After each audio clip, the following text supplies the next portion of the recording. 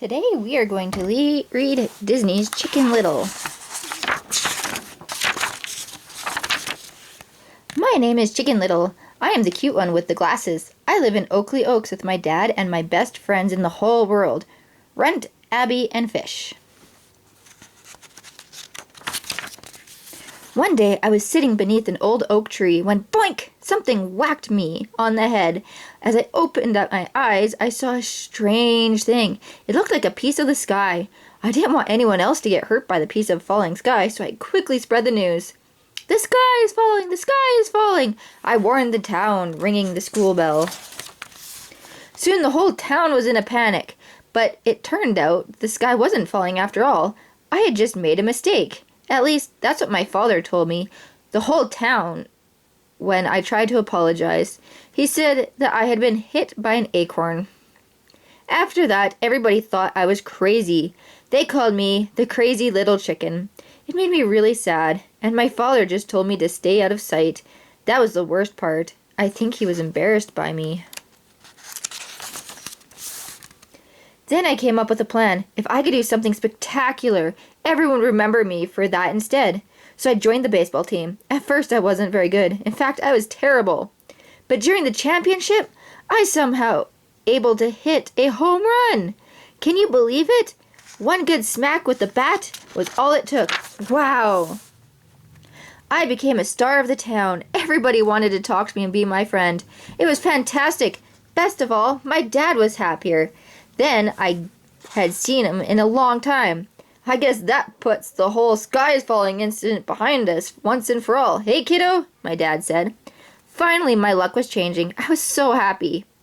Later that night, I thanked the stars for my incredible luck, but perhaps I shouldn't have, because one particular star seemed to be becoming bigger and bigger. Wham! It flew right into my forehead, knocking me on the floor. Ouch! Oh no, I thought, a piece of the sky. Not again. When I got a closer look, I noticed that the object didn't really look like a star. It looked more like some kind of panel. Then it did the strangest thing. It started to blend right into the floor. Instantly, I knew I had to get rid of it. No one would believe me this time. No, I would not be that crazy chicken all over again. Finally, I called my friends for help. "I'm sure there's a simple logical explanation," Abby said. "I don't care what it is," I replied. "I just want it gone for good and everything back to normal." Meanwhile, Fish actually thought the panel was interesting. When he noticed a button on the back, he pushed it. Suddenly the panel began to shimmer and glow and shake. But that wasn't all. The panel rose into the air, and suddenly Fish hopped onto it top. Then the panel began to zip around the room. Fish seemed to be enjoying the ride, but in a flash, the panel flew out the window along with Fish. Abby, Runt, and I chased the panel all the way to the baseball stadium, but the panel and Fish had vanished. Then, right in front of our eyes, a giant spaceship appeared and landed on the field. It was unbelievable. A hatch opened and two tentacle creatures came out and disappeared into the field beyond. "Come on," I said. "Let's get out of here." But Abby shook her head and pointed at the top of the spaceship. There was Fish, waving at us. So instead of running away, we bravely ran into the spaceship to rescue our friend. Inside the ship, we noticed a little orange furry thing. I didn't know what it was. I tried winking at it, and it actually winked back. "Hey, what are you doing?" called Abby. "Come on!" I raced down the hallway to join my friends. Luckily, we found Fish quickly, but just as we were about to leave the ship, we discovered a huge map of the solar system. Each planet was crossed out with a red X, except for one planet. Earth was surrounded with a big red circle. "We're next," I whispered. The aliens were obviously planning to invade Earth. Suddenly we realized that the aliens had returned to the ship, and when they spotted us, their eyes turned red. They had to run really fast, but the aliens chased us. "The school bell," Abby cried suddenly. "We've got to ring the school bell to warn everyone." We ran out of the alien ship and towards the bell tower, carefully avoiding the aliens' sharp rotating blades. We didn't know that the orange furry thing had jumped out of the spaceship too and was following us. When we reached the tower, I had terrible memories of ringing the bell. But Oakley Oaks was in trouble, so once again I rang the bell. Ding dong! Lights came on throughout the town, and there was a panic in the streets. The townspeople gathered at the bell tower. My dad was there too. Come on, I shouted, and led everyone to the stadium. But the spaceship was gone. It's the acorn thing all over again, someone grumbled. It was right there, I tried telling him, with the aliens who are here to invade Earth. But no one believed me, not even my dad. I was very sad. Abby Runton-Fish tried to cheer me up, but that didn't help much. Then I heard someone crying. When I looked up, I saw the little orange furry thing from the spaceship. At first, I was a little scared and almost ran away. But Fish happily approached the creature and could actually understand what the furry thing was saying.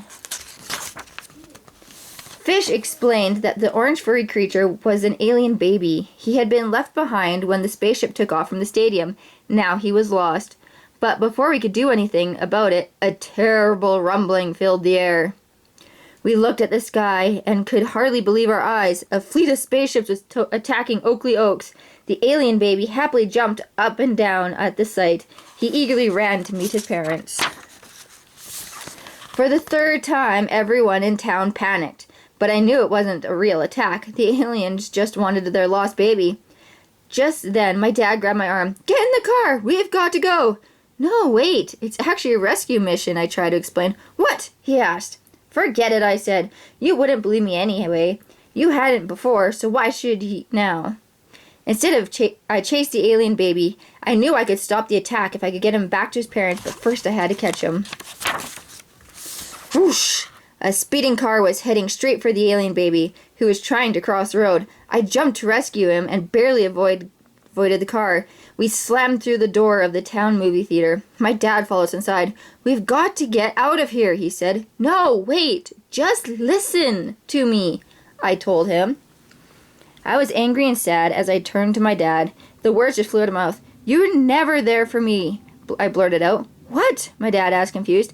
I mean, you were there when I won the big game, but not when I thought the sky fell, not at the baseball field. It was a relief to tell my dad how I truly felt. You've been ashamed of me since the acorn thing happened.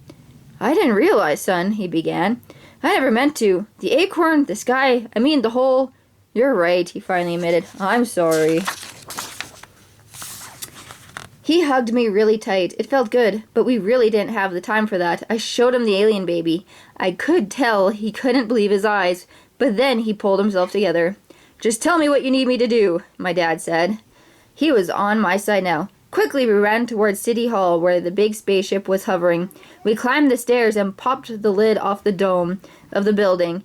Dad handed me the baby, and I lifted him up in the air. Here's your kid, I shouted. Then the spaceship sent out a bright beam and zapped up the baby, and me and my dad.